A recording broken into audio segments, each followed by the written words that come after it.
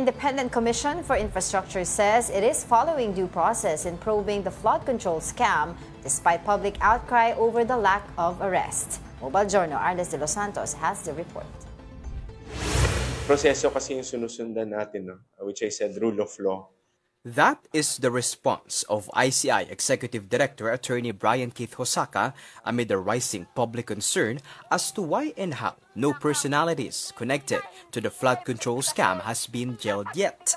He emphasized that the Independent Commission for Infrastructure, established through President Ferdinand Marcos Jr.'s EO 94, is tasked to investigate thousands of anomalous flood control projects of the government and craft case build-up to submit before the Office of the Ombudsman. The Commission wants to ensure that the pieces of evidence and testaments will stand trial. Hosaka also added that the Commission respects the nationwide protest set on November 30, aimed to express the public's clamor for accountability, noting that it is everyone's right and they are an ally for the same cause. In fact, dapat lang na sila ay mapagmatsyag because we don't want this to happen again.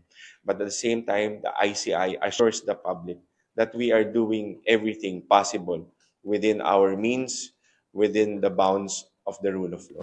Meanwhile, the ICI confirmed that it has sent a new subpoena to resign Congressman Zaldico in his residences in Pasig City and Bicol and is now looking for remedial measures if Co once again ignores the summons. It can be recalled that Co is being pointed as the mastermind for inserting billions of pesos in 2025 budget and received kickbacks.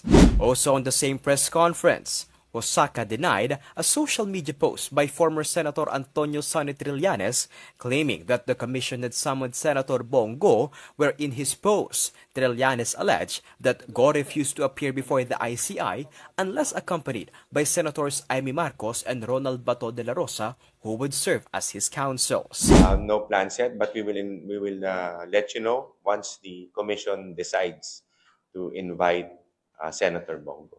We are concentrating on the 421 ghost projects. So right now, the fact that the complaint has been filed with the Ombudsman, we don't want to be redundant, in the sense that medyo hindi pa nga kompleto yung aming staffing pattern. So we would rather concentrate our efforts to new case build-ups, meaning referrals to the Ombudsman of a different project involving the 421 ghost projects.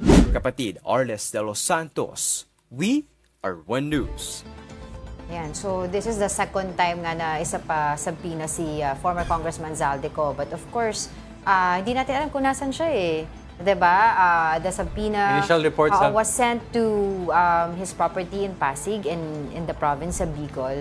Pero I don't know who received it. Pero yun nga, hindi natin alam. Initial reports point to Madrid. He's in Spain. Because yung CCTV footage of him sa airport going to Madrid. And may mga supposed pictures na lumalabas. Ako sa kanya, kung wala talaga siyang, diba, lagi naman natin pinag-uusapan dito yun, kung wala siyang kasalanan at kaya niya ipaliwanag, bumalik na lang siya dito. Because flight is a sign of guilt. Diba? Well, iniisip kasi ng tao na either guilty ka o may pinagtatakpan ka. Pwede kaya hindi ka bumabalik. Still, diba? It's still something to clear itong issue na to. Dahil itong ICI, sabi nga natin, so wala naman siya ibang power kundi ganito lang eh. Actually, hirap din sila sa manpower, hirap din sila sa budget. Kasi this is a rushed, this is a rushed commission. So they're not really fully staffed yet. As we see, even yung com team nila and others sa Pero apparently pala, kung wala silang budget, pwede nilang itap yung yung intelligence fund ng Pangulo. Yes, kasi this is a commission created by virtue of EO, an executive order. And so they could use the funds from the Office of the President. Exactly. So yun yung mga iba kasing mga challenges ng ICI, kaya medyo na-postpone din yung kanilang plan to air yung kanilang mga hearing.